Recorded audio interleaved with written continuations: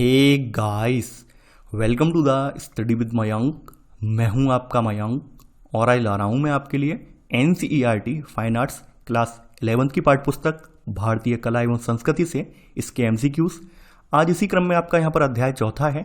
यहां पर हम भारतीय कला और स्थापत्य में मौर्योत्तरकालीन प्रवृत्तियां, इनसे संबंधित प्रश्नों को देखेंगे। तो चलिए स्टार्ट करते हैं आज का वीडियो। देखते हैं हमें क्या क्या डिस्कस करना है। यहाँ पर आज आपका पहला प्रश्न है, भारतीय समाज में मौर्योत्तरकालीन परिवर्तनों के संदर्भ में निम्नलिखित कथनों पर विचार कीजिए। पूछा गया है कौन सा कथन यहाँ पर असत्य है। पहला है, ईसा पूर्व 3री शताब्दी के बाद अनेक शासकों ने विशाल मौर्य साम्राज्य में अलग अलग हिस्सों पर अपना नियंत्रण स्थापित कर दिया। उत्तर भारत में और मध्य भारत के कुछ हिस्सों में सातवाहनों, इक्ष्वाकुओं, आभीरों और वाकाटकों ने, तो दक्षिणी तथा पश्चिमी भारत में शुंग, कण्व, कुषाण और गुप्त शासकों ने अपना वर्चस्व स्थापित कर लिया। अगला है, ईसा पूर्व 2री शताब्दी में सनातन धर्म के दो मुख्य संप्रदायों वैष्णव धर्म और शैव धर्म का भी उदय हुआ। देखिए यहाँ पर अगर बात करें मौर्योत्तर कालीन पूछा गया है, यानी कि मौर्यों के बाद, तो आपको पता होना चाहिए, अगर आपने इतिहास पढ़ा है तो मौर्य वंश का जो अंतिम सम्राट था वो बृहद्रथ था। और बृहद्रथ का सेनापति जो था पुष्यमित्र शुंग, इसने इसकी हत्या की थी। यानी पुष्यमित्र शुंग ने जो है बृहद्रथ की हत्या की थी और उसके बाद शुंग वंश जो है इसकी नींव डाली गई थी। तो आपको पता होना चाहिए, जैसे ही बृहद्रथ की हत्या हो जाती है वैसे ही मौर्य सम्राट के विभिन्न हिस्से जो हैं इन पर नए नए राजा उभर कर सामने आ जाते हैं। तो यहाँ पर आपके पहले वाले स्टेटमेंट में बात कही गई है कि ईसा पूर्व 3री शताब्दी के बाद। देखिए आप लोगों ने इतिहास पढ़ा है तो आप लोग जानते होंगे, ईसा पूर्व 3री शताब्दी वाला जो समय था वो अशोक का पीरियड था, जबकि बृहद्रथ का पीरियड जो था वो ईसा पूर्व 2री शताब्दी का था। तो उस हिसाब से यहाँ पर आप देखेंगे कि ये पहला वाला स्टेटमेंट गलत हो जाएगा, क्योंकि ये ईसा पूर्व 2री शताब्दी के बाद ये घटनाक्रम घटित हुआ है और उसके बाद यहाँ पर मौर्य साम्राज्य के अलग अलग हिस्सों पर नए नए शासक उभर कर सामने आए हैं। सेकंड अगर आप देखें, यहाँ पर बोला गया है उत्तर भारत और मध्य भारत के कुछ हिस्सों में सातवाहन, इक्ष्वाकु, आभीर और वाकाटक। देखिए यहाँ पर उत्तर भारत और मध्य भारत में आपके शुंग हुए हैं, कण्व हुए हैं, कुषाण हुए हैं और गुप्त हुए हैं, जबकि आपके जो दक्षिण और पश्चिमी भारत में आपके सातवाहन, इक्ष्वाकु, आभीर और वाकाटक हुए हैं। यानी सेकंड वाले स्टेटमेंट में जो भी बात कही गई है वो रिवर्स है, उल्टी है। यानी उत्तर और मध्य भारत में आपके शुंग, कण्व, कुषाण और गुप्त आ जाएंगे और दक्षिण तथा पश्चिम भारत में सातवाहन, इक्ष्वाकु और आभीर और वाकाटक आ जाएंगे। तो उस हिसाब से आपका सेकंड वाला स्टेटमेंट भी गलत हो जाएगा। थर्ड वाला स्टेटमेंट है कि ईसा पूर्व 2री शताब्दी में सनातन धर्म के दो मुख्य संप्रदाय आपके देखेंगे, वैष्णव धर्म और शैव धर्म का भी हमें यहाँ पर उदय देखने को मिलता है। तो यहाँ पर थर्ड वाला स्टेटमेंट आपका केवल सही है। यहाँ पर पूछा गया है कौन से कथन गलत हैं, आपका केवल एक और दो कथन जो है वो असत्य है। तो आंसर है यहाँ पर आपका सी वाला। सेकंड आपका प्रश्न है, मौर्योत्तरकालीन मूर्तिकला के प्रमुख केंद्रों की सूची 1 को सूची 2 से सम्मिलित कीजिए तथा नीचे दिए गए कूट से सही उत्तर चुनिए। देखिए एक तरफ मौर्योत्तरकालीन स्थल दिए हुए हैं और दूसरा उनका राज्य, यानी कहाँ कौन कौन से राज्य में ये अवस्थित हैं। खंडगिरी, उदयगिरी, भज और पावनी, जगैपेट और विदिशा। देखिए मैं यहाँ पर सबके आगे जो जिस राज्य का जो है बिलोंग करते हैं यहाँ से उसका एरो लगा दे रहा हूँ। यहाँ पर ऑप्शन से आप फिर बाद में मैच कर लेंगे। तो सबसे पहला है खंडगिरी, उदयगिरी। देखिए खंडगिरी और उदयगिरी की बात करें तो ये वर्तमान में भुवनेश्वर के समीप पड़ता है, यानी कि ये उड़ीसा में है। ये उड़ीसा में पड़ता है आपका। इसके अलावा अगला वाला है, यानी कि ये उड़ीसा का है। इसके अलावा आपका अगला है भज और पावनी। भज और पावनी की बात करें तो भज जो है ये पुणे के निकट पड़ता है। भज जो है ये पुणे के निकट है, वहीं पावनी जो है ये नागपुर के निकट है। यानी कि अगर इनका राज्य देखा जाए तो ये दोनों जो हैं आपके किसमें, ये आपके महाराष्ट्र में पड़ते हैं। भज जो है पुणे के निकट पड़ता है, पावनी नागपुर के निकट पड़ता है और ये वर्तमान में महाराष्ट्र राज्य में अवस्थित है। जगैपेट की बात करें तो जगैपेट जो है ये आपका आंध्र प्रदेश में पड़ता है, आंध्रा में पड़ता है। तो यहाँ पर ये आपका सी का हो जाएगा दूसरा वाला। इसके अलावा विदिशा, भरहुत, ये सब जो है आपके कहाँ पड़ते हैं, ये आपके पड़ते हैं MP में। तो ये आपका हो जाएगा MP, मध्य प्रदेश। तो यहाँ पर आपका सेकंड का आंसर होगा आपका बी वाला, यानी कि ए का तीसरा, बी का चौथा, सी का दूसरा और डी का पहला। तो आंसर है यहाँ पर सेकंड का बी वाला। तीसरा प्रश्न है अब आपका, भरहुत में पाई गई मौर्यकालीन मूर्तियों के संदर्भ में निम्नलिखित कथनों में से कौन सा सही नहीं है, ये कौन सा यहाँ पर गलत है। पहला है, भरूच में पाई गई आकृतियाँ चित्र की सतह से ज़्यादा उभरी हैं। सेकंड, भरूच में आख्यान फलक अपेक्षाकृत कम पात्रों के साथ दिखाए गए हैं। अगला है, चित्र की सतह के छिछले उत्कीर्णन के कारण हाथों को जुड़ा हुआ और पैरों को बढ़ा हुआ दिखाया गया है। अगला है, भरूच की आख्यान एक आख्यान उद्धृति में सिद्धार्थ गौतम की माता महारानी मायादेवी के एक स्वप्न की घटना को दिखाया गया है। देखिए, बात करें भरूच में जो मूर्तियां पाई गई हैं, ये मूर्तियां जो मौर्यकालीन यक्ष और यक्षिणी की प्रतिमा थीं, इनकी तरह एकदम दीर्घाकार हैं, यानी लंबी हैं। ध्यान देने वाली बात यह है कि यहाँ पर प्रतिमाओं के आयतन के निर्माण में उभार ज़्यादा नहीं है। यहाँ पर लिखा हुआ है कि चित्र की सतह से ज़्यादा उभरी हैं, ये ज़्यादा उभरी नहीं है, बल्कि इनमें उभार ज़्यादा नहीं है। तो उस हिसाब से आपका ये पहला वाला स्टेटमेंट गलत हो जाएगा। हालांकि इनमें रैखिकता का ध्यान दिया गया है। खास करके आप देखेंगे आख्यान में जो है मुख्य घटनाओं का चुनाव बहुत सावधानीपूर्वक किया गया है और उनको अच्छे से रैखिकता का ध्यान रखते हुए उनको दर्शाया भी गया है। यहाँ पर सेकंड है कि भरूच में आख्यान फलक जो है जो अपेक्षाकृत कम पात्रों के साथ दिखाए गए हैं, ये बिल्कुल सही बात है। यहाँ पर आप देखेंगे कि जैसे जैसे समय आगे बढ़ता जाता है, कहानी के जो मुख्य पात्र हैं इनके अलावा अन्य पात्र भी चित्र की परिधि में आ जाते हैं, ये हमें देखने को मिलता है। तो बी वाला यहाँ पर सही है। इसके अलावा यहाँ पर ये बोला गया है कि जो चित्र की सतह है इसका उत्कीर्णन छिछला है। छिछला मतलब होता है बहुत ज़्यादा गहरा नहीं है। तो इसकी वजह से क्या हुआ है कि यहाँ पर जो भी आकृतियाँ हैं उनके हाथ पैर ज़्यादा बाहर नहीं दिखाए गए हैं, बल्कि यहाँ पर हाथों को जुड़ा हुआ और पैरों को उसी में बढ़ा दिया गया है। यानी अलग से ऐसा नहीं है कि त्रिआयामी आवास देने के लिए अलग से दिखाया गया हो, इतना ज़्यादा उन्हें बाहर की तरफ नहीं दिखाया है। तो यहाँ पर सी वाला स्टेटमेंट भी आपका सही है। यहाँ पर अगर बात करें तो भरूच में भी आप देखेंगे जो बुद्ध के जीवन से संबंधित जातक कथाएं हैं उनकी भरमार है। तो इसी में एक जातक कथा आपकी जो है वो है एक आख्यान में सिद्धार्थ गौतम की माता महारानी मायादेवी के एक स्वप्न की घटना को दिखाया गया है। तो यहाँ पर आपका डी वाला स्टेटमेंट भी सही है। गलत स्टेटमेंट आपका तीसरे का पहला वाला है, यही आपका आंसर है।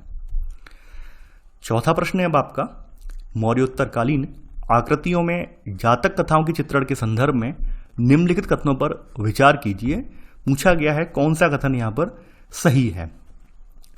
पहला है, जातक कथाएं स्तूपों को अलंकृत करने के लिए उपयोग में लाई गई। सेकंड, रूरू जातक में बोधिसत्व हिरण को एक आदमी की जान बचाने के लिए उसे अपनी पीठ पर ले जाते हुए दिखाया गया है। ठीक है, जातक कथाओं का संबंध आप जानते होंगे किससे है, ये बौद्ध जो कहानियां हैं या बौद्ध जो साहित्य उनसे है। तो जातक कथाएं खास करके जो भी बौद्ध स्तूप हैं उनकी जो रेलिंग वगैरह है वहां पर ये अलंकृत की गई हैं, या तोरण वगैरह जो हैं, जो भी इनके स्तूपों के तोरण वगैरह हैं वहां पर भी ये कहानियां अलंकृत की गई हैं। तो यहाँ पर आपका पहला वाला स्टेटमेंट बिल्कुल सही है कि जातक कथाएं स्तूपों को अलंकृत करने के लिए उपयोग में लाई गई। रूरू जातक जो है एक कहानी है और इसमें बोधिसत्व हिरण को एक आदमी की जान बचाने के लिए उसे अपनी पीठ पर ले जाते हुए दिखाया गया है। तो यहाँ पर आपका सेकंड वाला स्टेटमेंट भी आपका सही है। दोनों ही कथन यहाँ पर सही हैं। तो यहाँ पर आंसर है आपका सी, 1 और 2 दोनों। पांचवा प्रश्न है अब आपका, मौर्योत्तर काल में कला और स्थापत्य की शैलियों में आए परिवर्तनों के संदर्भ में निम्नलिखित कथनों पर विचार कीजिए। पूछा गया है कौन सा कथन यहाँ पर सत्य है। पहला है, विभिन्न प्रदेशों में स्तूपों का निर्माण बढ़ता गया लेकिन उनकी शैलियों में एक रूपता बनी रही। सेकंड है, ईसा पूर्व पहली और दूसरी शताब्दियों की सभी पुरुष प्रतिमाओं में केश सज्जा को खुला हुआ दिखाया गया है। देखिए, अगर बात करें यहाँ पर तो आप लोग जानते हैं मौर्योत्तर काल के बाद तमाम परिवर्तन हुए हैं और इसी क्रम में आपकी स्थापत्य कला और जो कला शैली है उसमें भी परिवर्तन हमें देखने को मिलते हैं। सबसे पहली बात करते हैं स्तूपों की। तो स्तूप आप लोग जानते हैं बौद्ध धर्म का प्रचार हुआ है। बौद्ध धर्म जैसे जैसे बौद्ध धर्म का प्रसार होता गया है वैसे वैसे स्तूपों का निर्माण भी यहाँ पे बढ़ता गया है और देश के विभिन्न भागों में स्तूपों का निर्माण भी किया गया है। तो जो जो स्तूप बनाए गए हैं वो सभी एक रूप जैसे नहीं थे, उन सभी में एक रूपता नहीं थी, बल्कि स्थानीय जो शैलियाँ थीं या अन्य शैलियों के समागम की वजह से वहां पर परिवर्तन देखने को हमें मिलता है। तो यहां पर जो ये कहा गया है कि इन सब में एक रूपता बनी रही, ये वाला स्टेटमेंट गलत है। यानी जैसे जैसे स्तूपों का निर्माण बढ़ता गया है उनकी शैलियों में अंतर आने लगा है, न कि एक रूपता बनी रही है। तो यहाँ पहला वाला स्टेटमेंट गलत हो जाएगा। सेकंड है, यहाँ पर बोला गया है कि ईसा पूर्व पहली और दूसरी शताब्दियों की जो भी पुरुष प्रतिमाएं मिली हैं उनमें केश सज्जा को खुला हुआ नहीं, यहाँ पर केश सज्जा खुली हुई नहीं है, बल्कि उनके जो बाल हैं वो गुथे हुए दिखाए गए हैं। यानी उनके जो बालों को है गुथा हुआ दिखाया गया है, तो यहाँ पर आपका सेकंड वाला स्टेटमेंट भी गलत हो जाएगा। दोनों ही स्टेटमेंट यहाँ पर गलत हैं, तो यहाँ पर आंसर होगा डी, ना तो एक सही है और ना ही दूसरा सही है। छठवां प्रश्न है अब आपका, प्रारंभिक स्तूपों में प्रसिद्ध सांची के स्तूप समूह के संदर्भ में निम्नलिखित कथनों पर विचार कीजिए। पूछा गया है कौन सा कथन सत्य है। पहला है, सांची के स्तूप में ऊपर और नीचे 2 तोरण हैं, इसके 4 प्रदक्षिणा पथ हैं जो सुंदरता से सजे हुए हैं। अगला है यहाँ पर, तोरणों पर बुद्ध के जीवन की घटनाओं और जातक कथाओं के अनेक प्रसंगों को प्रस्तुत किया गया है। अगला है यहाँ पर, प्रतिमाओं के संयोजन में हाव भाव और शारीरिक मुद्राओं का प्रस्तुतिकरण स्वाभाविक है और शरीर के अंग प्रत्यंग में कोई कठोरता नहीं दिखाई देती। देखिए यहाँ पर अगर बात करें तो मूर्तिकला के विकास का जो अगला चरण है, इस चरण में आपको सांची का स्तूप, इसके अलावा मथुरा आंध्र प्रदेश का जो गुंटूर जिला है, तो यहाँ पर जो मूर्तियाँ पाई गई हैं तो उनमें ये अगला चरण देखा जा सकता है। यहाँ पर हम देखते हैं, सबसे पहले सांची के स्तूप की बात कर लेते हैं। तो सांची का स्तूप अपने आप में विशिष्ट है और सांची के स्तूप में आप देखेंगे, देखिए तोरण का मतलब होता है प्रवेश द्वार, ठीक है, यानी ये याद रखना, तोरण का मतलब जो होता है प्रवेश द्वार होता है। तो सांची के स्तूप में 2 तोरण नहीं है बल्कि 4 तोरण हैं, ठीक है, यानी कि इसमें 4 प्रवेश द्वार हैं। इसके अलावा प्रदक्षिणा पथ जो है वो 2 प्रदक्षिणा पथ हैं। तो यानी पहला वाला स्टेटमेंट गलत हो जाएगा, यहाँ पर उल्टा लिखा हुआ है कि सांची के स्तूप में क्या है, सांची के स्तूप में 2 प्रदक्षिणा पथ हैं और 4 तोरण हैं, ठीक है, यानी 4 तोरण का मतलब प्रवेश द्वार हैं। तो पहला वाला स्टेटमेंट गलत हो जाएगा। बात करें तोरणों की, तो जो भी तोरण हैं, प्रवेश द्वार हैं, उनमें बुद्ध के जीवन की घटनाएं हैं। इसके अलावा जातक कथाओं के अनेक प्रसंगों को यहाँ पर प्रस्तुत किया गया है, तो सेकंड वाला स्टेटमेंट यहाँ बिल्कुल सही है। इसके अलावा यहाँ पर हमें देखने को मिलता है कि यहाँ पर जो भी प्रतिमाएं बनाई गई हैं या प्रतिमाओं का संयोजन है, वहाँ हाव भाव और शारीरिक मुद्राएं जो बनाई गई हैं, इनका प्रस्तुतिकरण बिल्कुल स्वाभाविक है। इनमें अंग प्रत्यंग में कोई कठोरता नहीं दिखाई देती। कहने का मतलब क्या है कि बहुत ज़्यादा त्रिआयामी इफेक्ट देने का प्रयास यहाँ पर नहीं किया गया है। तो यहाँ पर आपका तीसरा वाला स्टेटमेंट भी सही है। दूसरा तीसरा कथन यहाँ पर सही है, तो आंसर होगा आपका बी, केवल 2 और 3। 7वां प्रश्न है अब आपका यहाँ पर, मौर्योत्तर काल में विकसित हुई मथुरा और गांधार की मूर्तिकला शैली के संदर्भ में निम्नलिखित कथनों पर विचार कीजिए। पूछा गया है कौन सा कथन यहाँ पर असत्य है, यानी गलत कौन सा है, ये आपसे पूछा गया है। पहला है, मथुरा और गांधार में बुद्ध के प्रतीकात्मक रूप को मानव रूप मिल गया। सेकंड, गांधार की मूर्तिकला की परंपरा में बैक्ट्रिया, पार्थिया और स्वयं गांधार की स्थानीय परंपरा का संगम हो गया, जबकि मथुरा शैली विशुद्ध स्वदेशी कला शैली है। अगला है, गांधार में बुद्ध की प्रतिमाएं यक्षों की आरंभिक मूर्तियों जैसी बनी हैं, लेकिन मथुरा में पाई गई बुद्ध की प्रतिमाओं में यूनानी शैली की विशेषताएं पाई जाती हैं। देखिए यहाँ पर हम देखते हैं कि ईसा की 1ली शताब्दी में और उसके बाद उत्तर भारत में गांधार, यानी वर्तमान में ये पाकिस्तान में पड़ता है, ठीक है। इसके अलावा मथुरा में और दक्षिण भारत में वेंगी, जो कि आंध्र प्रदेश में पड़ता है, ये कला उत्पादन के महत्वपूर्ण केंद्र के रूप में उभर कर सामने आए हैं। अब तक आपने देखा होगा कि बुद्ध जो थे प्रतीक के रूप में थे, बुद्ध की कोई मूर्ति नहीं बनाई जाती थी, लेकिन यहाँ पर ईसा की 1ली शताब्दी में हम देखते हैं कि मथुरा और गांधार शैली में जो है बुद्ध के प्रतीकात्मक रूप को मानव रूप मिल गया है। तो यहाँ पर पहला वाला कथन आपका बिल्कुल सही है। सेकंड है, जो गांधार की मूर्तिकला शैली है, गांधार जो कि वर्तमान में पाकिस्तान में पड़ता है, इसमें बैक्ट्रिया, पार्थिया और स्वयं यानी कि ईरान और यूनान वाली जो शैली है, स्वयं गांधार की स्थानीय परंपरा का संगम हो गया है। जबकि जो मथुरा शैली है अपनी, ये पूरी तरह से स्वदेशी कला थी, इसमें कोई भी भारी तत्वों का संगम यहाँ पर नहीं हुआ है। तो यहाँ पर सेकंड वाला कथन बिल्कुल सही है। अगला है, गांधार में बुद्ध की प्रतिमाएं यक्षों की आरंभिक मूर्तियों जैसी बनी हैं, लेकिन मथुरा में पाई गई बुद्ध की प्रतिमाओं में यूनानी शैली की विशेषताएं पाई जाती हैं। आप लोग ये जानते होंगे कि यक्ष और यक्षिणी की प्रतिमाएं जो थी बुद्ध की प्रतिमाओं से पहले बनाई जाती थी, ठीक है। यानी कि बुद्ध की प्रतिमाएं तो जो है ईसा पूर्व 1ली शताब्दी से बनाना स्टार्ट हुई हैं, लेकिन उससे पहले भी जो यक्ष यक्षिणी की पूजा होती थी उनकी प्रतिमाएं भी बनाई जाती थी। हम इतिहास में ये चीज़ पढ़ चुके हैं। तो गांधार की अगर बात करें तो गांधार में जो भी तत्व जो है समाहित हुए हैं वो यूनानी शैली से आए हुए हैं। जबकि मथुरा में क्या था, मथुरा में जो भी बुद्ध की मूर्तियां बनाई गई हैं, आरंभिक मूर्तियां बनाई गई हैं, उनमें आरंभिक यक्ष यक्षिणी वाली मूर्तियों की यहाँ पर विशेषताएं देखने को मिलती हैं। तो यहाँ पर आपका थर्ड वाला स्टेटमेंट गलत हो जाएगा, क्योंकि यहाँ पर लिखा हुआ है गांधार में बुद्ध की प्रतिमाओं प्रतिमाएं जो हैं ये यक्षों की आरंभिक मूर्तियों जैसी बनी, ये गांधार में नहीं बनी है बल्कि ये मथुरा में बनी है। ये ध्यान देना, ये मथुरा में बनी है, जबकि यहाँ पर जो गांधार है, गांधार में जो पाई गई बुद्ध की प्रतिमाएं हैं तो इनमें किसका, इसमें यूनानी शैली की छवि हमें देखने को मिलती है। तो यहाँ पर थर्ड वाला स्टेटमेंट गलत हो जाएगा। तो यहाँ पर आंसर है आपका सी, केवल तीसरा वाला कथन असत्य है।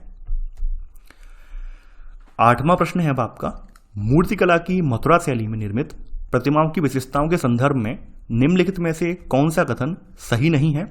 यानी कि जो मथुरा शैली में निर्मित प्रतिमाएं हैं इनकी विशेषताओं के बारे में यहाँ पर कौन सा कथन गलत है ये आपको बताना है।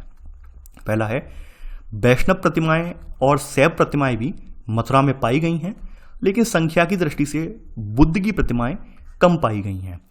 अगला है, विष्णु और शिव की प्रतिमाएं उनके आयुधों, चक्र और त्रिशूल के साथ प्रस्तुत की गई हैं। अगला है, आकृतियों का विस्तार चित्र की परिधि से बाहर दिखाया गया है, चेहरे गोल हैं और उन पर मुस्कान दर्शाई गई है। अगला है, इस काल में बुद्ध, यक्ष, यक्षिणी, शैव और वैष्णव देवी देवताओं की प्रतिमाएं और मानव मूर्तियां भी बड़ी संख्या में बनाई गई हैं। देखिए यहाँ पर बात कर लेते हैं पहली वाले स्टेटमेंट की। तो यहाँ पर आप देखेंगे उस समय मथुरा शैली के अंतर्गत केवल बुद्ध की प्रतिमाएं नहीं बनाई गई हैं, बल्कि भगवान विष्णु के अवतार जो हैं वैष्णव प्रतिमाएं हैं, शैव प्रतिमाएं हैं, यानी कि शिव के मुख्य रूप से उनके लिंग, मुख्य लिंगों की प्रतिमाएं वगैरह बनाई गई हैं। लेकिन यहाँ पर संख्या की दृष्टि से देखें तो बुद्ध की प्रतिमाएं कम नहीं है, बल्कि बुद्ध की प्रतिमाओं की संख्या जो है सबसे ज़्यादा है। यानी इसमें सबसे ज़्यादा प्रतिमाएं किसकी हैं, बुद्ध की हैं। तो यहाँ पर पहला वाला स्टेटमेंट गलत हो जाएगा। सेकंड है, देखिए यहाँ पर जो विष्णु और शिव की प्रतिमाएं हैं ये उनके आयुध, यानी विष्णु के हाथ में चक्र होता है और शिव जी का त्रिशूल है, तो उनके आयुधों के साथ प्रस्तुत की गई हैं। तो यहाँ पर बी वाला स्टेटमेंट बिल्कुल सही है। इसके अलावा जो आकृतियां हैं, यानी कि बड़ी प्रतिमाओं के उत्कीर्णन में यहाँ पर विशालता दिखाई गई है, आकृतियों का विस्तार चित्र की परिधि के बाहर दिखाया गया है, उनके चेहरे गोल हैं और उन पर एक मुस्कान दर्शाई गई है। खास करके आप देखेंगे इनका जो चेहरे का भारीपन है वो भी कम किया गया है। तो यहाँ पर आप सी वाला कथन भी यहाँ पर आपका सही है। देखिए यहाँ पर केवल और केवल देवी देवताओं की मूर्तियां और बुद्ध की मूर्तियां नहीं बनी हैं, बल्कि इस काल में यक्ष, यक्षिणी की मूर्तियां भी बनी हैं और कुछ मानव मूर्तियां भी यहाँ पर बनी हैं। तो यहाँ पर डी वाला कथन बिल्कुल सही है। यानी कि मथुरा शैली में केवल आपके बुद्ध की मूर्तियां या वैष्णव प्रतिमा या शैव प्रतिमा ही नहीं बनी हैं, बल्कि उस समय यक्ष, यक्षिणी की मूर्तियां भी बनी हैं और कुछ मानव मूर्तियां भी बनी हैं, जैसे सम्राट कनिष्क की एक मूर्ति है। तो यहाँ पर आपका बी सी डी कथन सही है। गलत वाला कथन जो है ए वाला है। तो आंसर है आपका यहाँ पर ए। 9वां प्रश्न है अब आपका, मूर्तिकला के परंपरागत केंद्र मथुरा के साथ ही कला उत्पादन के महत्वपूर्ण केंद्रों के रूप में उभरे सारनाथ और कौशाम्बी के संदर्भ में निम्नलिखित कथनों पर विचार कीजिए। पूछा गया है यहाँ पर कौन सा असत्य है। पहला है, सारनाथ में पाई जाने वाली बौद्ध प्रतिमाओं में दोनों कंधों को वस्त्र से ढका हुआ दिखाया गया, जबकि मथुरा शैली में शरीर के वस्त्र स्पष्ट दृष्टिगोचर होते हैं और वे बाएं कंधों को ढके हुए हैं। सेकंड, सारनाथ और कौशाम्बी में सिर के चारों ओर आभा मंडल में अलंकरण बहुत कम किया हुआ है, जबकि मथुरा में बुद्ध की मूर्तियों में ओढ़ने के वस्त्र की कई तहें दिखाई गई हैं और सिर के चारों ओर के आभा मंडल को अत्यधिक सजाया गया है। देखिए ये बारीक बारीक डिफरेंस जो है ये भी यूपीएससी एग्जाम में आजकल नोटिस किए जा रहे हैं और दिए भी जा रहे हैं। तो यहाँ पर अगर प्रतिमाओं की बात करें तो सारनाथ या कौशाम्बी की जो प्रतिमाएं हैं उनमें उनके जो बौद्ध प्रतिमाएं हैं इनके दोनों कंधों को वस्त्र से ढका हुआ दिखाया गया है, जबकि आप मथुरा शैली की जो प्रतिमाएं देखेंगे तो इसमें केवल एक साइड में यानी कि बाएं कंधे पर आपको कपड़े देखने को मिलेंगे। तो यहाँ पर आपका पहला वाला कथन बिल्कुल सही है। सेकंड है, यहाँ पर देखिए सारनाथ और कौशाम्बी में जो सिर के चारों ओर एक आभा मंडल दिखाया है इसमें अलंकरण नहीं किया है, बहुत ज़्यादा इसमें अलंकारी नहीं की गई है, जबकि मथुरा शैली की जो बुद्ध की मूर्तियां हैं इसमें आप देखेंगे सिर के चारों ओर आभा मंडल को बहुत ज़्यादा अलंकृत किया गया यानी सजाया गया है। तो यहाँ पर सेकंड वाला स्टेटमेंट भी सही है। अब चूंकि यहाँ पे पूछा गया है कौन सा कथन असत्य है, तो अगर असत्य ये एक और दो असत्य होते तो हमारा सी वाला ऑप्शन हो जाता। तो इस वजह से यहाँ पर ऑप्शन होगा डी, ना तो पहला असत्य है और ना ही दूसरा असत्य है। तो आंसर है यहाँ पर डी। देखिए इस तरह के जो घुमावदार जो प्रश्न होते हैं और जिनमें छोटी छोटी सी शब्द जो है आपको घुमा देते हैं, जैसे लिखा हुआ है असत्य है, तो बहुत सारे अभ्यर्थी सोचेंगे यहाँ पे कोई है ही नहीं ऑप्शन, तो इस वजह से गलत कराएंगे। जबकि यहाँ पर गलत नहीं करना है, आपको ये वाला ऑप्शन लगाना है। मैं इसी वजह से यहाँ पे बदल बदल कर देता हूँ ताकि आपकी प्रैक्टिस हो जाए और आपका एग्जाम में कोई भी प्रश्न गलत ना हो। 10वां प्रश्न है अब आपका, निम्नलिखित युग्मों में से कौन सा युग्म सही सुमेलित नहीं है। यहाँ पर एक तरफ आपके स्तूपा दिए हैं और संबंधित राज्य दिए गए हैं। पूछा गया है कौन सा आपका सही नहीं है, ये आपको बताना है। सांची स्तूप मध्य प्रदेश, सन्नति स्तूप कर्नाटक, बैराट स्तूप गुजरात, नागार्जुन कोंडा स्तूप आंध्र प्रदेश, देवनिमोरी स्तूप राजस्थान। देखिए यहाँ पर बात कर लेते हैं वन बाई वन। तो सांची स्तूप आपका जो है वो मध्य प्रदेश में पड़ता है। सन्नति स्तूप जो है कर्नाटक का एक जिला है गुलबर्ग, तो उस जिले में है और ये अब तक के उत्खनन में जो प्राप्त स्तूप हैं उनमें सबसे बड़ा स्तूप ये है सन्नति स्तूप आपका। बैराट स्तूप की बात करें तो बैराट स्तूप आपका गुजरात में नहीं है बल्कि राजस्थान में पड़ता है, ये आपका राजस्थान में है। नागार्जुन कोंडा स्तूप आपका आंध्र प्रदेश में है। इसके अलावा देवनिमोरी स्तूप जो है ये कई बार पूछा भी गया है, ये आपका कहाँ पड़ता है, ये आपका पड़ता है गुजरात में। यहाँ पे लिख लीजिए ये आपका गुजरात में। देखिए ये स्तूप कई बार ये स्तूप पूछे जाते हैं कि कौन सा स्तूप किस राज्य में पड़ता है, तो आपको याद होना चाहिए। तो यहाँ पर आप देखेंगे कि आंध्र प्रदेश में आपका नागार्जुन कोंडा ही नहीं है, एक तो जग्गेपेट में है, इसके अलावा भट्टी प्रोलोरो एक जगह है, गोली है, इन सब में आपके यहाँ पर स्तूप देखने को मिलेंगे आंध्र प्रदेश में। यहाँ पर पूछा गया है कौन सा कथन युग्म गलत है, तो तीसरा और पांचवा युग्म गलत है, तो यहाँ पर आंसर होगा आपका सी, केवल 3 और 5। 11वां प्रश्न है अब आपका, कथन दिया है कारण दिया है और बताना है सांची स्तूप की तुलना में, कथन कहा गया है सांची स्तूप की तुलना में अमरावती स्तूप की प्रतिमाओं का संयोजन अधिक जटिल है, यह आपका कथन है। कारण बताया गया है अमरावती स्तूप की प्रतिमाओं में रूप की स्पष्टता पर अधिक ध्यान दिया गया है, भले ही आख्यान में उसका आकार और भूमिका कैसी भी हो। देखिए यहाँ पर कथन भी सही है और इसका कारण भी सही है, यानी कि सांची स्तूप की तुलना में जो अमरावती स्तूप की प्रतिमाएं हैं इनका संयोजन बहुत ज़्यादा जटिलतापूर्वक किया गया है, क्योंकि सांची स्तूप जो है सबसे ज़्यादा पुराना है, जबकि अमरावती इसकी तुलना में नया भी है, नवीन भी है। और नवीन स्तूप होने की वजह से यहाँ पर देखेंगे कि अमरावती में एक तो जो भी कलाकार थे, कारीगर थे, वो दक्षिण भारतीय कारीगर थे, जबकि सांची स्तूप को निर्मित करने वाले कारीगर मुख्यतः मध्य भारत या पूर्वी भारत से आए हुए थे, तो कहीं ना कहीं उनकी कला शैलियों का भी यहाँ पे प्रभाव देखने को मिलता है।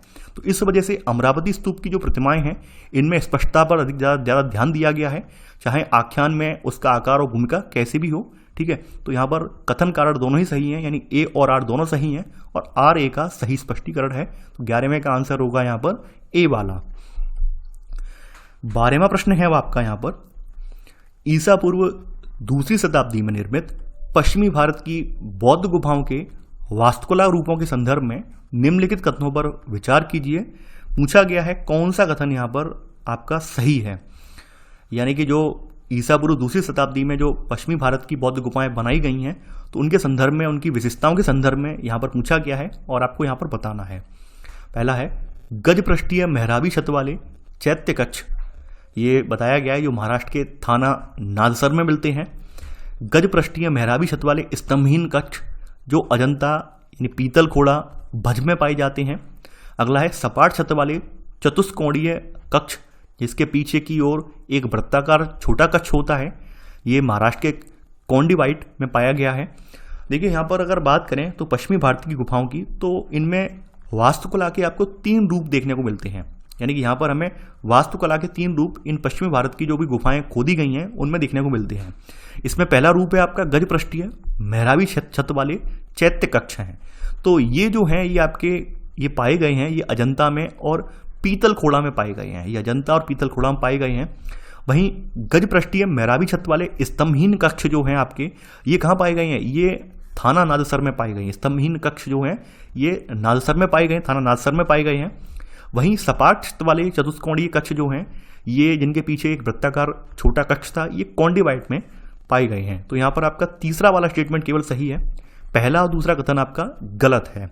ठीक है, तो यहाँ पर पूछा गया है कौन सा कथन आपका सही है, तो आपका सी वाला कथन सही है, यानी केवल तीसरा वाला। तो यहाँ पर आंसर है यहाँ पर सी। 13वां प्रश्न है आपका, बौद्ध धर्म के मतावलंबियों द्वारा स्थापित चैत्य ग्रहों के संदर्भ में निम्नलिखित कथनों पर विचार कीजिए। पूछा गया है कौन सा कथन यहाँ पर सत्य है।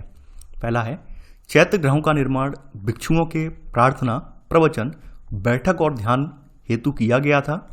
चैत्य ग्रह प्राय 3 प्रकार के होते हैं, संरचनात्मक, शैलकृत और विहार। अगला है चैत्य के विशाल कक्ष में अर्धवृत्ताकार चैत्य चाप की प्रधानता होती थी। सभी चैत्य गुफाओं में पीछे की ओर स्तूप बनाना आम बात थी। देखिए ये प्रश्न इतना इंपॉर्टेंट है कि आपके यूपीएससी मेंस में पूछा गया है। इस पर 250 शब्द लिखने के लिए दिए गए थे यूपीएससी मेंस के पेपर में। तो आप लोगों को मैं कोई भी प्रश्न लेकर आता हूँ, कोई प्रश्न मैं आपको देता हूँ, तो उसकी भाषा को सुना कीजिए कि सर बोल क्या रहे हैं, समझा क्या रहे हैं, और थोड़ा सा खुद से भी एक्स्ट्रा पढ़ने का प्रयास किया कीजिए। केवल नोट्स पर डिपेंड मत रहिए, थोड़ा आप इधर उधर से भी, बाहर से भी नॉलेज लिया कीजिए। तो यहाँ पर आपसे अगर कोई पूछ ले चैत्य में और विहार में क्या डिफरेंस है, स्तूप का मतलब क्या होता है, तो आपको पता होना चाहिए। और अक्सर यूपीएससी इंटरव्यू में भी इस तरह के प्रश्नों पर अभ्यर्थी को उलझा दिया जाता है। तो आपके मन में ये सारे प्रश्न अगर क्लियर होंगे तो ऑब्वियस सी बात है कि आप बड़े आसानी से इसका जवाब दे पाएंगे, चाहे इंटरव्यू हो या मेंस का पेपर हो या फिर प्रीलिम्स का हो, कहीं भी आप अटकेंगे नहीं। तो यहाँ पर जो चैत्य ग्रह थे ये वास्तव में एक तरह के पूजा स्थल भी थे, जहाँ पर लोग पूजा भी करते थे और यहाँ पर रह भी सकते थे। बनाए क्यों गए थे? बनाने का उद्देश्य ये था कि बरसात के दिनों में बहुत ज़्यादा यात्रा दुष्कर हो जाती थी, उनकी पूजा आराधना में भी दिक्कत आती थी, तो इस वजह से ये बनाए गए थे। तो चैत्य ग्रहों का निर्माण जो था वो भिक्षुओं के प्रार्थना, प्रवचन, बैठक और ध्यान हेतु किया गया था। तो पहला वाला कथन यहाँ पर बिल्कुल सही है। सेकंड है यहाँ पर चैत्य ग्रह प्राय 3 प्रकार के होते हैं। देखिए 3 प्रकार के नहीं होते हैं बल्कि ये 2 प्रकार के होते हैं। इसमें एक संरचनात्मक है और दूसरा शैलकृत है, विहार नहीं है।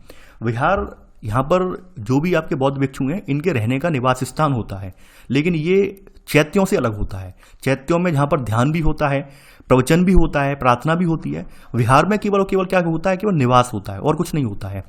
चैत्य जो है वो प्राय 2 प्रकार के होते थे। 2 प्रकार में संरचनात्मक आ जाता है आपका और शैलकृत आ जाता है। संरचनात्मक जो है वो ईंट पत्थरों की सहायता से बनाए जाते हैं। शैलकृत जो है वो पहाड़ियों को खोदकर बनाए जाते थे। तो यहाँ पर आपका सेकंड वाला स्टेटमेंट गलत हो जाएगा, क्योंकि यहाँ पर संरचनात्मक, शैलकृत और विहार लिखा हुआ है। नहीं, विहार अलग है। विहार का मतलब होता है ऐसा स्थान जहाँ पर केवल और केवल बौद्ध भिक्षु निवास करते हैं, रहते हैं। चैत्य के विशाल कक्ष में अर्धवृत्ताकार चैत्य चाप की प्रधानता होती थी। सभी चैत्य गुफाओं में पीछे की ओर स्तूप बनाना आम बात थी। जैसे मैं एक डेमो देता हूं, यहाँ पर मान लीजिए ये स्तूप बना दिया इन्होंने, और यहाँ पर क्या है, एक इस तरह से विशाल कक्ष बना दिया जिसमें ये लोग प्रार्थना कर सकते हैं, प्रवचन दे सकते हैं, बैठक कर सकते हैं। सबसे कॉमन बात ये होती है चैत्य की, क्योंकि इसमें पूजा भी की जाती है, तो इस वजह से यहाँ पर इसमें स्तूप भी बनाया जाता है पीछे की तरफ। तो यहाँ पर आपका तीसरा वाला कथन आपका बिल्कुल सही है। तो यहाँ पर आपका आंसर है आपका बी वाला, केवल 1 और 3। 14वां प्रश्न है, आम जनता में गणेश लेनी के नाम से प्रसिद्ध हुई विहार गुफा कौन से समूह का हिस्सा है? यानी कि आम जनता में ये गणेश लेनी के नाम से प्रसिद्ध जो गुफा है ये किसका हिस्सा है, ये पूछा गया है। अजंता, पीतलखोड़ा, कार्ला, जुन्नार। देखिए यहाँ पर ये जुन्नार महाराष्ट्र में खोदी गई एक गुफा है जो कि आम जनता में गणेश लेनी के नाम से प्रसिद्ध हुई है, क्योंकि इसमें गणेश जी की प्रतिमा बाद में स्थापित हुई है। तो ये जुन्नार में पड़ती है। तो यहाँ 14वें का आंसर है आपका डी वाला। और आगे चलकर इस विहार के कक्ष में पीछे एक स्तूप भी जोड़ दिया गया और इस वजह से इसे चैत्य विहार फिर बाद में कहा गया है। तो 14वें का आंसर है आपका डी वाला। 15वां प्रश्न है आपका, विश्व प्रसिद्ध अजंता गुफाओं के संदर्भ में निम्नलिखित कथनों पर विचार कीजिए। पूछा गया है कौन सा कथन यहाँ पर सत्य है। पहला है, अजंता महाराष्ट्र में अहमदनगर जिले के निकट घोरा नदी के किनारे सह्याद्री पर्वतमाला पर चट्टानों को काटकर निर्मित की गई गुफाओं की एक श्रृंखला है।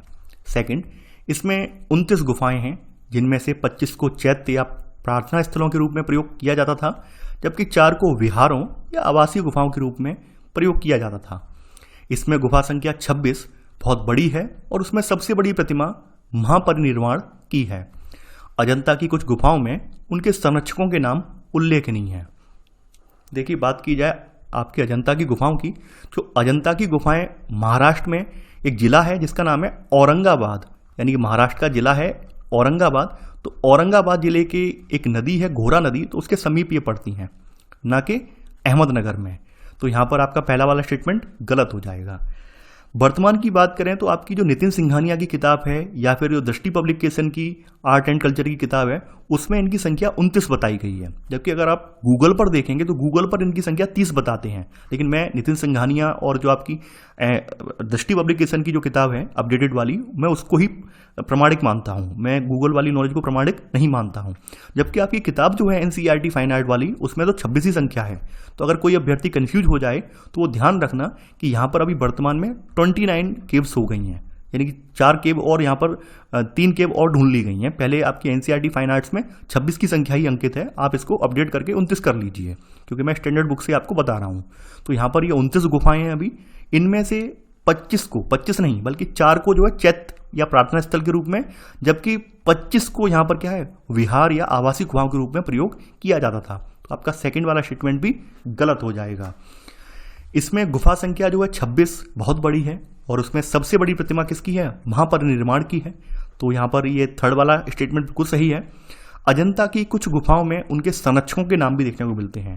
देखिए यहाँ पर हमें जो गुफाएं हैं उनमें उनके संरक्षक देखने को मिलते हैं। जैसे कुछ गुफाएं बताई गई हैं, जैसे गुफा संख्या 16 का संरक्षक एक वाकाटक नरेश हरिसेन का प्रधानमंत्री है, ठीक है। इसके अलावा आप देखेंगे और भी कुछ शासक हैं, उनके जो है यहाँ पर प्रधानमंत्री वगैरह या उनके जो खास व्यक्ति हैं वो इनके सामंत वगैरह जो है वो इनके क्या बनाए गए हैं, संरक्षक बनाए गए हैं। ये हमें यहाँ पर नाम देखने को मिलते हैं। तो ये वाला चौथा वाला स्टेटमेंट भी बिल्कुल सही है। देखिए इनकी जो अजंता की गुफाएं हैं, इनका निर्माण जो किया गया है, मैं लिख दे रहा हूँ तारीख, ईसा पूर्व आपकी 200 से लेकर 650 ईस्वी के बीच इनका निर्माण किया गया है। ईसा पूर्व 200 से लेकर 650 ईस्वी के बीच इनका निर्माण किया गया है। लगभग आप देख सकते हैं 850 सालों का समय है, इस समय में ये विकसित की गई हैं। तो यहाँ पर आपका पूछा गया है कौन सा कथन आपका सत्य है, तो केवल तीसरा और चौथा कथन सत्य है। तो आंसर है आपका यहाँ पर सी, केवल 3 और 4। 16वां प्रश्न है अब आपका, एलोरा गुफाओं के संदर्भ में निम्नलिखित कथनों में से कौन सा सही नहीं है, यानी यहाँ पर कोई एक गलत है। पहला है, यह अजंता से 100 किलोमीटर की दूरी पर स्थित है और यहाँ बौद्ध, ब्राह्मण व जैन तीनों तरह की 34 गुफाएं हैं। सेकंड, यहाँ ईसा पूर्व 5वीं शताब्दी से लेकर 11वीं शताब्दी तक के 3 भिन्न भिन्न धर्मों के मठ भवन एक साथ पाए जाते हैं। अगला है, ये बौद्ध गुफाएं आकार की दृष्टि से काफ़ी बड़ी हैं और उनमें 1, 2 यहाँ तक के 3 मंजिलें हैं। अगला है, इनमें अधिष्ठाता बुद्ध की प्रतिमाएं आकार में बड़ी हैं और पद्म प्राणी तथा वज्र प्राणी की प्रतिमाएं आमतौर पर उनके अंगरक्षक के रूप में बनाई गई हैं। देखिए बात की जाए एलोरा गुफाओं की, तो अजंता और एलोरा गुफाओं में डिफरेंस कितना है, 100 किलोमीटर की दूरी पर ये स्थित हैं ये वाली गुफाएं अजंता से। इसके अलावा अजंता गुफाएं केवल और केवल किसकी, बौद्ध धर्म से संबंधित हैं, जबकि एलोरा गुफाओं में आपको बौद्ध, ब्राह्मण और जैन तीनों तरह की गुफाएं मिलाकर देखने को मिलेंगी। और यहाँ पर टोटल 34 गुफाएं हैं, जिनमें गुफा संख्या 1 से लेकर 12 तक तो बौद्ध गुफाएं हैं। इसके अलावा 13 से लेकर 29 तक 29 तक क्या है, ब्राह्मण गुफाएं हैं। इसके अलावा जो 30 से लेकर 34 तक जो है आपकी जैन समुदाय की, यानी कि दिगंबर समुदाय जैन वाला जो है उसकी गुफाएं हैं। तो ऐसे करके टोटल 34 गुफाएं हैं। तो यहाँ पर आपका पहला वाला स्टेटमेंट तो बिल्कुल सही है। सेकंड है, यहाँ ईसा पूर्व, देखिए ध्यान देना, ईसा पूर्व यानी कि ईसा से पहले, ईसा पूर्व 5वीं शताब्दी से लेकर 11वीं शताब्दी तक के 3 भिन्न भिन्न धर्मों के यहाँ पर भवन आपको देखने को मिलेंगे। देखिए गलत है ये। एलोरा की गुफाएं जो हैं वो अजंता की तुलना में काफ़ी नवीन हैं और इनका निर्माण जो हुआ है वो ईसा की 5वीं सदी से लेकर 11वीं शताब्दी तक हुआ है, यानी ईसा पूर्व नहीं है। ईसा पूर्व का मतलब हो गया कि भाई ये ईसा से 500 साल पहले से नहीं, ईसा के 500 साल पहले से नहीं हुआ है, बल्कि 5वीं ईस्वी से स्टार्ट हुआ है। 5वीं से स्टार्ट होकर कहाँ तक, 11 ईस्वी तक हुआ है इनका निर्माण। तो यहाँ पर बी वाला कथन गलत हो जाएगा। सी वाला कथन यहाँ बिल्कुल सही है कि इनमें जो गुफाएं हैं ये वाली, ये अजंता की तुलना में काफ़ी बड़ी भी हैं। जैसे यहाँ पर कुछ गुफाएं इतनी बड़ी हैं कि वो 3 मंजिलें तक हैं, जबकि अजंता की गुफाएं 2 मंजिल तक ही हैं। इसके अलावा यहाँ पर इनमें अधिष्ठाता बुद्ध की प्रतिमाएं आकार में बड़ी हैं और पद्म प्राणी और वज्र प्राणी की प्रतिमाएं जो हैं आमतौर पर उनके अंगरक्षक के रूप में बनाई गई हैं। तो यहाँ पर डी वाला कथन आपका बिल्कुल सही है। यहाँ पर कथन जो गलत है आपका वो बी वाला कथन आपका गलत है। तो 16वें का आंसर होगा आपका बी वाला। 17वां प्रश्न है अब आपका, मध्य भारत में स्थित बाघ गुफाओं के संदर्भ में निम्नलिखित कथनों पर विचार कीजिए। पूछा गया है कौन सा कथन यहाँ पर सत्य है, यानी जो बाघ गुफाएं हैं मध्य भारत की, इनके बारे में कौन सा कथन यहाँ पर सही है, ये आपको बताना है। पहला है यहाँ पर, बौद्ध भित्ति चित्रों वाली बाघ गुफाएं मध्य प्रदेश के धार जिला मुख्यालय से 97 किलोमीटर की दूरी पर स्थित हैं। अगला है यहाँ पर, ये प्राचीन समय में राष्ट्रकूट राजवंश के काल में बनाई गई थी। अगला है यहाँ पर, बाघ गुफाओं का निर्माण कुशल शिल्पकारों द्वारा सीधे बलुए पत्थर पर किया गया है, जिसका मुख बघानी नामक मौसमी नदी की तरफ है। चौथा है, आज मूल 9 गुफाओं में से केवल 5 गुफाएं बची हैं, जिसमें से सभी भिक्षुओं के विहार या चतुष्कोण वाले विश्राम स्थान हैं। देखिए यहाँ पर बात की जाए इनकी, तो ये जो गुफाएं हैं, मध्य भारत की बाघ गुफाएं जो हैं, ये बौद्ध भित्ति चित्रों वाली बाघ गुफाएं हैं और ये मध्य प्रदेश का जिला पड़ता है धार जिला। तो धार जिला मुख्यालय से 97 किलोमीटर की दूरी पर ये स्थित है। तो पहला वाला स्टेटमेंट तो बिल्कुल सही है। सेकंड है, ये प्राचीन गुफाएं जो हैं, खास करके आप देखेंगे बोला गया है कि राष्ट्रकूट राजवंश, नहीं, ये सातवाहन काल में बनाई गई हैं। किसमें? ये सातवाहन जो काल रहा है उसमें बनाई गई हैं। राष्ट्रकूट राजवंश और यादव राजवंशों ने तो जो एलोरा की गुफाएं हैं उनका निर्माण करवाया है, जबकि बाघ गुफाओं का निर्माण जो है वो सातवाहन काल में हुआ है। यानी सातवाहन काल के जो शिल्पकार हैं उन्होंने ये किया है। तो सेकंड वाला गलत हो जाएगा। बाघ गुफाओं का निर्माण खास करके यहाँ पर कुशल शिल्पकारों के द्वारा सीधे बलुआ पत्थर पर किया गया है और इन सब का मुख, जैसे अजंता की जो भी गुफाएं हैं उनका मुख घोर नदी की तरफ खुलता है, ठीक इसी तरह से इनका भी मुख जो है बाघानी नामक मौसमी नदी की तरफ खुलता है। तो यह तीसरा वाला स्टेटमेंट भी यहाँ पर बिल्कुल सही है। वर्तमान में यहाँ पर मूल 9 गुफाओं में से केवल 5 गुफाएं बची हैं। तो यहाँ पर चौथा वाला कथन भी यहाँ पर बिल्कुल सही है। देखिए ये ध्यान देना, जो बाघ गुफाएं हैं प्राकृतिक गुफाएं नहीं हैं, बल्कि ये चट्टानों को काटकर बनाई हुई गुफाएं हैं। तो यहाँ पर सही वाला कथन आपका जो है ए है, केवल 1, 3 और 4। तो आंसर है आपका यहाँ पर ए। 18वां प्रश्न है अब आपका यहाँ पर, एलिफेंटा गुफाओं के संदर्भ में निम्नलिखित कथनों पर विचार कीजिए। पूछा गया है कौन सा कथन यहाँ पर सत्य है। मुंबई के पास स्थित एलिफेंटा गुफाएं वैष्णव धर्म से संबंधित हैं। सेकंड, ये गुफाएं अजंता की समकालीन हैं और इनकी प्रतिमाओं में शरीर का पतलापन नितांत गहरे और हल्के प्रभावों के साथ दृष्टिगोचर होता है। देखिए यहाँ पर पहला वाला जो स्टेटमेंट है वो गलत है। ये गुफाएं वैष्णव धर्म से संबंधित नहीं है, बल्कि ये शैव धर्म से संबंधित हैं। तो पहला वाला स्टेटमेंट गलत हो जाएगा। इसके अलावा ये गुफाएं जो हैं वो अजंता के समकालीन नहीं है। अजंता की गुफाएं जो सबसे पुरानी है, ये एलोरा के समकालीन है। यानी ध्यान देना, ये एलोरा के समकालीन है, ना कि अजंता की। तो सेकंड वाला भी गलत है। यानी ये गुफाएं जो हैं एलोरा की समकालीन है और इनकी प्रतिमाओं में शरीर का पतलापन नितांत गहरे और हल्के प्रभावों के साथ दृष्टिगोचर होता है। तो यहाँ पर आपके दोनों ही कथन गलत हैं। तो आंसर होगा यहाँ पर डी, ना तो एक सही है और ना ही दूसरा। 19वां प्रश्न है अब आपका, पूर्वी भारत की गुफा परंपरा के संदर्भ में निम्नलिखित कथनों पर विचार कीजिए। पूछा गया है कौन सा कथन यहाँ पर सही है। पहला है, पूर्वी भारत की गुफा परंपरा पश्चिमी भारत के समान पूर्वी भारत में भी विशेषकर आंध्र प्रदेश और उड़ीसा के तटीय क्षेत्रों में बौद्ध गुफाओं का निर्माण हुआ। सेकंड, पश्चिमी भारत की अन्य गुफाओं की तुलना में ये गुफाएं बड़ी हैं। अगला है, इनमें विहार गुफाओं का निर्माण अधिक संख्या में हुआ है। मुख्य विहार गुफाएं बाहर से चैत्य तोरणों से सजी हैं। देखिए बात करें तो आपके पश्चिमी भारत में तो गुफाएं बनी ही बनी थी, पूर्वी भारत में भी गुफाओं का निर्माण किया गया है। खास करके पूर्वी भारत में आंध्र प्रदेश, उड़ीसा के तटीय क्षेत्रों में तमाम बौद्ध गुफाओं का निर्माण किया गया है। तो यहाँ पर पहला वाला कथन बिल्कुल सही है। थोड़ा सा कंपेयर करें पश्चिमी भारत की गुफाओं को और पूर्वी भारत की गुफाओं को कंपेयर करें तो पश्चिमी भारत की गुफाएं जो हैं वो काफ़ी बड़ी हैं, जबकि पूर्वी भारत की गुफाएं जो हैं आकार में छोटी हैं, बड़ी नहीं हैं, बल्कि ये छोटी हैं। ठीक है, यानी पश्चिमी भारत की अन्य गुफाओं की तुलना में ये गुफाएं बड़ी नहीं हैं, बल्कि क्या है, आकार में ये छोटी हैं। तो यहाँ पर आपका सेकंड वाला स्टेटमेंट गलत हो जाएगा। यहाँ पर आप देखेंगे कि इनमें विहार गुफाओं का निर्माण यानी आवासीय गुफाओं का निर्माण अधिक किया गया है और जो भी मुख्य विहार गुफाएं हैं उनमें बाहर से उनको चैत्य तोरणों से सजाया गया है। तो यहाँ पर थर्ड वाला कथन बिल्कुल सही है। यहाँ पर आंसर है आपका सी, केवल 1 और 3 कथन सही है। तो आंसर है आपका सी।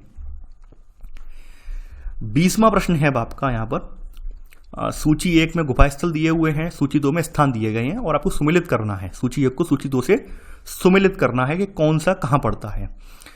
1 बाय 1 करके करते हैं। पहला है गुंटापल्ली। गुंटापल्ली की चैत्य गुफा। देखिए गुंटापल्ली की जो चैत्य गुफा है ये आपकी कहाँ पड़ती है, ये आपकी पड़ती है एलुरू आंध्र प्रदेश में पड़ती है। एलुरू आंध्र प्रदेश में पड़ती है। अनकापल्ली की गुफाएं जो हैं ये आपकी विशाखापट्टनम आंध्र प्रदेश में पड़ती हैं। खपरा कोडिया की जो गुफाएं हैं ये वास्तव में जूनागढ़ की जो 3 गुफाएं हैं उन 3 गुफाओं में से एक है खपरा कोडिया की गुफा। तो ये जूनागढ़ गुजरात से बिलोंग करती है। ये जूनागढ़ गुजरात में पड़ती है ये वाली। खंडगिरी उदयगिरी की जो गुफाएं हैं, खंडगिरी उदयगिरी की जो गुफाएं हैं, ये आपकी भुवनेश्वर उड़ीसा, ठीक है, यानी भुवनेश्वर के समीप स्थित है, तो भुवनेश्वर उड़ीसा। तो आपका 20 का आंसर होगा यहाँ पर बी वाला, यानी कि कौन सा, ए का तीसरा, बी का पहला, सी का चौथा और डी का दूसरा। तो आंसर है यहाँ पर कौन सा, यहाँ पर आपका आंसर है बी वाला। 21वां प्रश्न है अब आपका, निम्नलिखित में से किस गुफा स्थल पर खारवेल जैन राजाओं के शिलालेख पाए जाते हैं? गुंटापल्ली की चैत्य गुफा, अनकापल्ली की गुफा, खपरा कोडिया की गुफा, खंडगिरी उदयगिरी की गुफा। देखिए यहाँ पर जो खंडगिरी उदयगिरी की गुफा है जो कि भुवनेश्वर के समीप स्थित है, तो इनमें खारवेल जैन राजाओं के यहाँ पर आप देखेंगे शिलालेख पाए जाते हैं और शिलालेखों के अनुसार ये गुफाएं जैन मुनियों के लिए बनाई गई थी। तो ये खंडगिरी उदयगिरी की गुफा है। तो यहाँ 21वें का आंसर है आपका डी वाला। तो ये था हमारा आज का वीडियो। आई होप आपको ये वीडियो पसंद आया होगा। आप लोग इस वीडियो को लाइक और शेयर करना बिल्कुल ना भूलें। और देखिए, आप लोगों को मैंने जो नोट्स बनवाए हैं उनमें भी जो मैं नए तथ्य लाता हूं उनको अपडेट कर लें। मैं ये जो आपकी MCQ सीरीज ला रहा हूं, इसमें मोस्टली आप देख रहे होंगे फाइन आर्ट्स से है, लेकिन कुछ कुछ तत्वों को मैंने आपकी स्टैंडर्ड बुक से भी इसमें समाहित कर दिया है ताकि आपको जो है एक्स्ट्रा नॉलेज मिल सके। तो आप लोग वीडियो को लाइक शेयर करना बिल्कुल नहीं भूलेंगे। आई होप आपको ये वीडियो पसंद आया होगा। तो चलिए, आज के लिए बस इतना ही। Thanks for watching. जय हिंद।